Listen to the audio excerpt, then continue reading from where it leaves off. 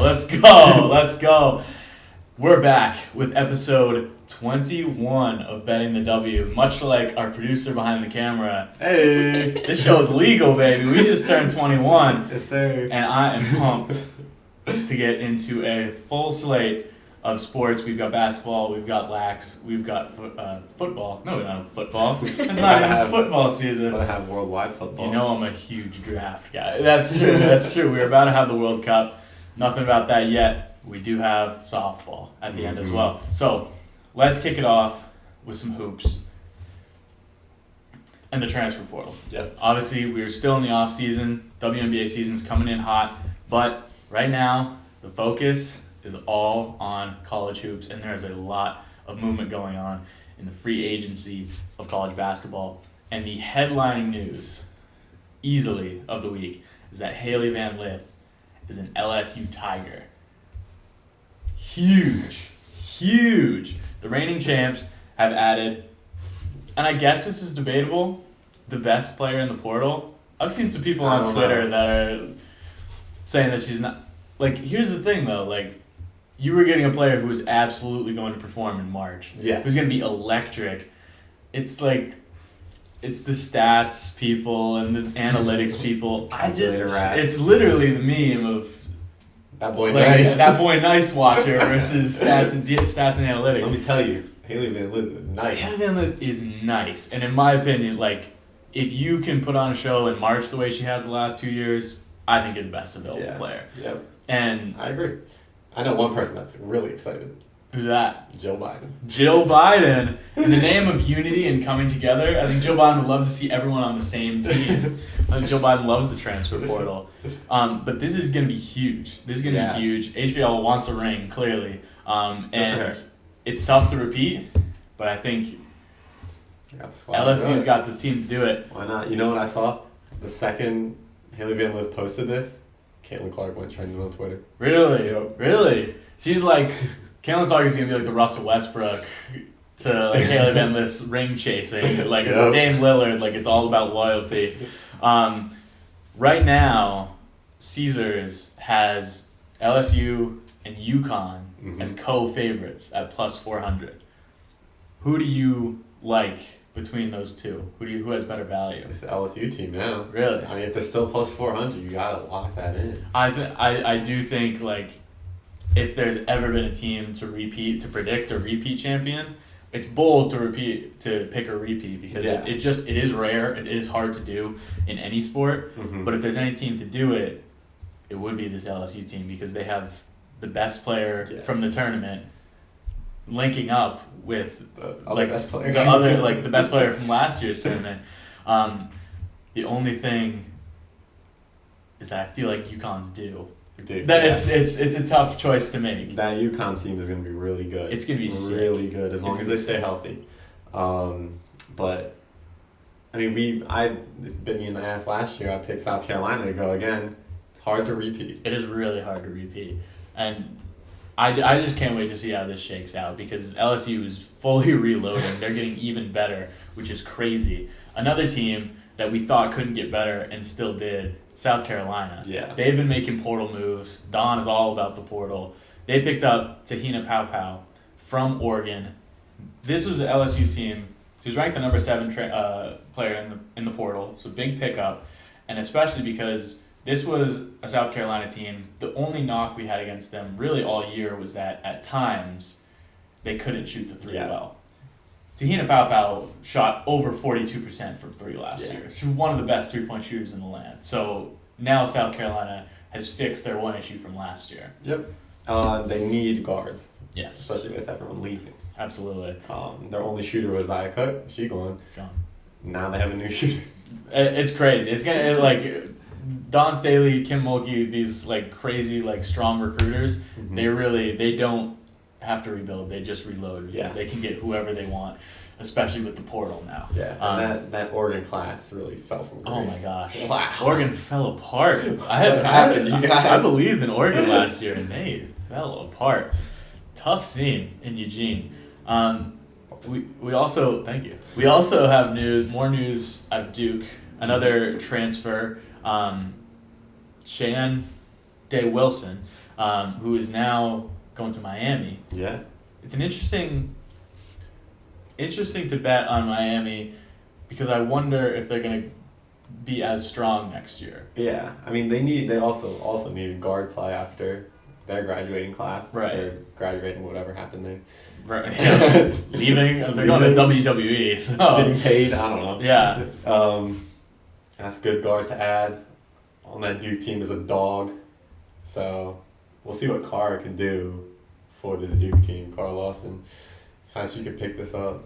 Yeah, I think it's gonna be interesting. It's interesting to see players leaving Duke because I think we looked at them as like fun to watch. Yeah. I can't imagine it was super fun to play for them No. unless you were just like an absolute grit and grind defender. You gotta be Jimmy Butler levels of insane. Yeah. To want to be there. You really love the grind to stay there, and I think we're seeing that. Like they caught lightning in a bottle this year, but players want to be able to shoot the ball and like play strong offense and score a lot of points. So a bit of a migration away from Duke. Yeah. And Dave Wilson staying in the ACC there. We have a late entry into the portal, so a lot of players are leaving the portal, finding their school. This week we had BYU's Lauren Gustin entering the transfer portal. Gustin is one of the best rebounders in the country. She had 16.1 points per game last year, 16.7 rebounds. Yuck. Just crazy stat line. To average 16 and 16 is nuts. Ridiculous. And I'm going to be linking every board getter to Iowa for the entire offseason. They need it, man. They need it bad. They need someone to get the ball and give it back to Caitlin Clark. There's no more Monica Sonano. They need someone to get boards. And they weren't like the tallest team last year either, so they could use some height, some boards. And I mean, Jan Jensen, our good friend, has coached up Monica Sonano. She's coached up Megan Gustafson. Iowa's a good place to go if you're big and you want to grab boards and you want to play in an offense that's going to get you a lot of opportunities. Yeah, and we were talking about this LSU-Iowa rivalry. Yeah. I think Hailey Van Lith is like Caitlin Clark light. Yes, And definitely. and then Lauren Gustin will be like Angel Reese light. Yeah, absolutely. A much, well, I won't say quieter because Caitlin Clark talks as much trash as anybody, but like, yeah, it's like definitely like a diet LSU in Iowa for sure. And then we've got Diamond Johnson entering the Philly portal. legend. Philly legend coming out of NC State. Can't blame her at all. I think No. like if you signed up to play for NC State in the like 2-3 years ago, you were really excited about what they had building. Last year was a huge disappointment. Huge disappointment. You had that Elite Eight run, and then nothing. Nothing. They completely fell off the map this year, losing Diamond Johnson. It's gonna be a tough stretch for NC State. Trying to bounce back from a fall from grace for sure. Yeah, I haven't really seen any whispers about where she wants to go, but I did see on her Twitter she recently got an NIL deal with McDonald's. Oh really? To promote in the NC region. Really? And then she's leaving. The good thing is McDonald's are everywhere, so you can go to whatever school you want to. That's perfectly fine. McDonald's will travel with you. And then the only other news we have from basketball, we will get into WNBA previews very soon because it is coming up fast. But we had some news. Well, I guess it's not even WNBA news. It's NBA news. NBA, yeah. The Raptors have permission to interview Becky Hammon. So there hasn't been an interview. There hasn't been an extending an offer. Mm-hmm. They just are able to interview her now, and we imagine they're going to do so. I don't see why you wouldn't. I mean, it would be a surprise. That's what I think. I can't lie. It would be a surprise. Obviously, they're going to pay more money. Yeah. She makes $1 million a year for the Aces. She's going to make more money. And you're making history, so. It would be history. But the the Aces are about to be a so dynasty. good. The Raptors are not going to be good for some time. What do you want? Like, what do you weigh more in that decision? It's very similar to. There's a lot of talk about Dawn Staley going to Temple. Not actual talk. A lot of people saying like they people want. saying she should. Yeah. Why would you do that? Yeah, exactly. It's like there's a belief that like failure in men's basketball is preferable to success in women's basketball, which doesn't make any sense. You coach for success. Yeah. You don't coach to play in a for more viewers or for more money. Obviously, the viewers and the money are coming to women's basketball eventually. But yeah, you don't like. Why would you go from winning a championship in your first year as a head coach, coach of the year, highest paid coach ever, lives up to the hype, then goes to coach the Raptors, who are just like the scourge of the NBA right now? Yeah. It wouldn't make any sense in my mind. I don't like it. I mean, I would love to see her in the NBA It and would- yeah. NBA. MNBA. You're right. Yeah. But not after this run the Aces team is Right. about to go on. Right. Do a few years, and if like you get bored with the WNBA and you want a new challenge, I guess go somewhere. But yeah, I'd say right now that like Vegas is the place to be. Yeah. Easily, and she's gonna coach Yeah, Candace Parker. You're gonna give up coaching Asia Wilson, Kelsey Plum, Candace Parker to go coach Scotty Barnes. Pascal Siakam. Oh, jeez. Jeez. They got the most fun team in the W right now. Go coach just the rat mode. The most the boring team possible. It's an interesting situation. We'll see how it develops. I have my predictions, but we'll see how it unfolds. So let's talk some women's lax. We've been keeping up with this ACC bracket. Introduced it last week as the bracket to watch if you were a big bracket watcher, which you know we love brackets. And we've got some results. Duke took care of business against Louisville. Shout out. Then they got bumped by BC. Oh. Figured that much would happen. BC is still rolling. Syracuse, they needed a big bounce back from their loss to BC. They did not get that. A win, but a narrow win over Virginia Tech, who was like the 9th seed, I think. Yeah. Like they barely got in. They beat Pitt to get there. Q's, I don't know, guys. It's a tough scene for the 2 seed. There. I think once, like, when you're undefeated for a while and then you lose one, those losses, they start to wear down on you when you're not used to it. So I mean, we saw that in basketball with OSU. yeah, exactly. It's a fall from grace. It's never just one loss. Yeah. Notre Dame UVA was a toss-up. Irish bringing home. Neither one can hang. No, I think it was a battle to see who can lose to BC in the next round. Congrats, guys. Yeah, I think they'll probably be in the national tournament and might even win a game, but in the ACC tournament, like you're not gonna stack up to the rest of the teams. And then Clemson, who I've hyped up all year because it is their first year as a program. I think they surprised a lot of people, had a high seed, but UNC in the tournament is different. Oh. I didn't realize when you picked them to win last week that they've won 6 straight ACC championships. Mm-hmm. I thought the BC had won at least one in there because they won a national championship, but I guess they didn't win the ACC that year. Heels are on a 6-year winning streak in this tournament, so nobody knows this tournament like UNC. Yeah, that experience is going to pay off huge. Big time. Got me feeling really good. Feeling real good. I'm really high on BC still, but that is definitely going to be the matchup to watch in the finale. And now we've got 2 hopefully electric matchups. I know Q's is sliding. Notre Dame, we don't think quite measures up to the other 3, but BC Notre Dame, it was an exciting one last time. We get that rematch. Syracuse UNC. These are, I think, That's the matchup. Until last week, I think these are the only 2 teams that were number 1 this year. Mm-hmm. It was UNC for a while until I guess they lost to Q's, if I'm getting that correct. So this is going to be a big matchup. 2 of the best teams, 2 of the best programs, and this Final Four is just crazy. That it's all in one conference is nuts. Because any of these teams could win pretty much any other like mid-major, major conference. And you could bank on 3 of these teams competing for the big tournament. Exactly. This BC, Syracuse, UNC could all be in the actual Final Four. Yeah. Like, it could definitely be them. Who else would be there?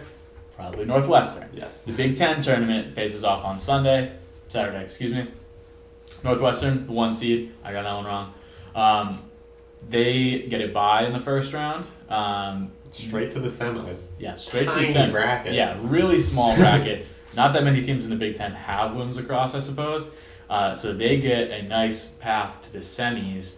And then the other matchups, we got Penn State and Michigan. Both teams that have been good. Yeah. Good, not great.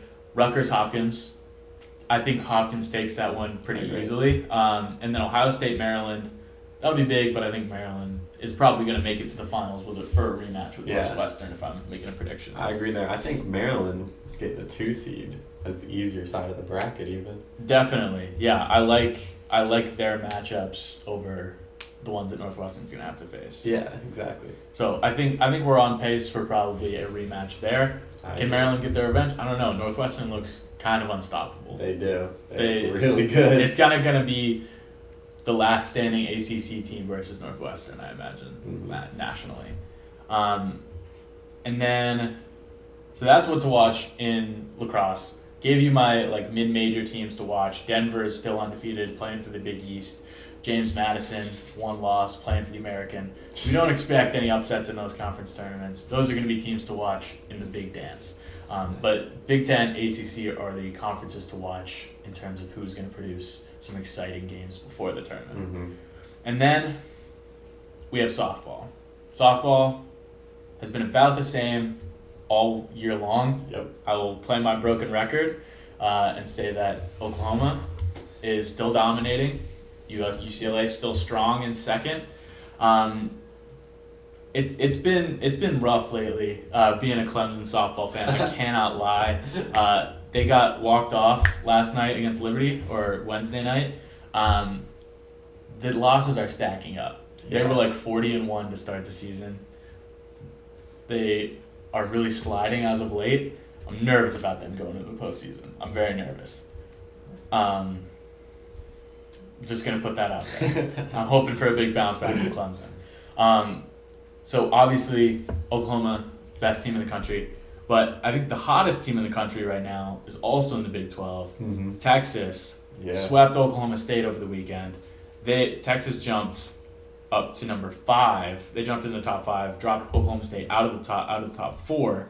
Last time when Texas and OU played, Texas got swept. Yes. It wasn't too tough for the Sooners. I don't doubt it would go the same way, but it's more at this point about who can challenge Oklahoma and give them a series. Who could take 1 game out of 3 from Oklahoma, potentially? Could anybody do that? Nobody's going to beat them in a 3-game series. Yeah. And this really took the wind out of the OU Oklahoma State matchup. It did. We've been hyping this up all season, and honestly, Oklahoma, best team in the country, but it kind of seems like they do benefit from some lucky scheduling, or just luck in general, where a lot of the teams that they're gearing up to face kind of fall off the map before they even get to OU. I'm just scared. Yeah, honestly, running from the grind. It's the OU effect of looking down your schedule and seeing the Sooners. Yeah. So I think Oklahoma finishes out the regular season undefeated pretty easily, and then College World Series, it's all going to be about trying to knock off number 1. Yep. And Texas, they're playing Baylor to end the year. Baylor has the one thing no one has. Yeah, exactly. Win over Oklahoma. Texas could get a transitive win over Oklahoma this weekend. If there is a team, if there is a team to challenge Oklahoma, I don't think it's UCLA because we've already seen that and it did not go well at all. Mm-hmm. I think it would come out of the SEC. Yeah. And in my mind, I think it's Tennessee. Yeah. The Vols look fantastic. They really have do. Great pitching. They have great hitting. They have the recipe, and in a tough SEC, they're playing a gauntlet of a conference. They swept Florida. That's a ranked team. That's a really good series. I think Tennessee is solidly in the top 3. Yeah. Probably better than UCLA. I think it could come down to Vols and Sooners at the end of the year. Yeah, I like that. I'm pretty high on this UCLA team. I think they're really good. I said it, I'm pretty sure I said it in our preview with Sophie. I think so. I was high on this UCLA team going in. I'm still high on them, but that Tennessee team is really good. Tennessee is just clobbering the ball. They're doing everything right. So it's going to be a good tournament no matter what, no matter if we already have a prediction for how it's going to end. There will be definitely some intrigue, some great games to watch once softball season rolls to a close. Mm-hmm. And now we will bring the show to a close with our walk-off segment. Cait? Woo. Come on in.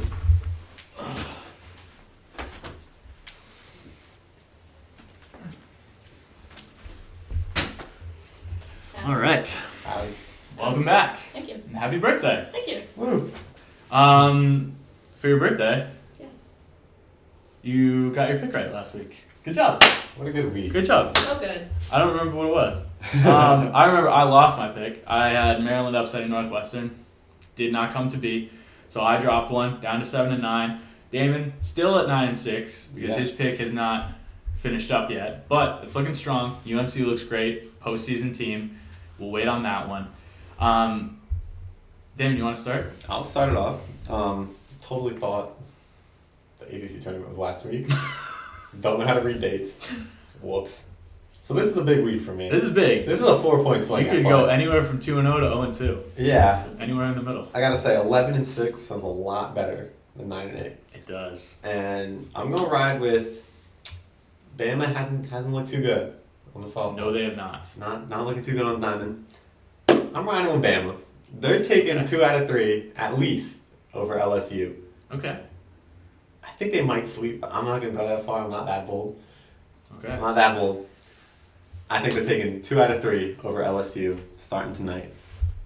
I was honestly looking at games on the way over, and I thought about taking LSU. Really? But I'll ride with you. I think Bama is better than they play. If that makes any sense at all. They are a good team with potential to win series. So maybe they take one from the Tigers this weekend. Let's look for it. Cait, what do you got? I am continuing my hatred of the flagship UMass, and I'm taking Merrimack College over UMass Amherst for one softball game they're playing on Wednesday. Okay. That's got to be the lowest stakes of any game we've ever played. Imagine if Vegas actually had a line. I would not blame Vegas for not having that line. I am going to hop on lacrosse this weekend. I'm going to jump on the UNC bandwagon with Damon. Just for one game, though. I'm not taking them to win the whole thing. I'm still pulling for BC, but I think UNC takes care of business over the higher seeded, but probably underdog Syracuse. I'm taking my personal favorite in UNC. They're built for this tournament. They look as good as anybody in the country. I think UNC takes it. There you go. I'm glad. We get a big rematch between BC and UNC in the final. Happy to welcome you onto the We're bandwagon. gonna be there. Everybody, go have a fantastic weekend. Go have a fantastic weekend. We will see you next week with some WNBA talk coming up very soon. We're already back into basketball. Go watch some lacrosse, go watch some softball.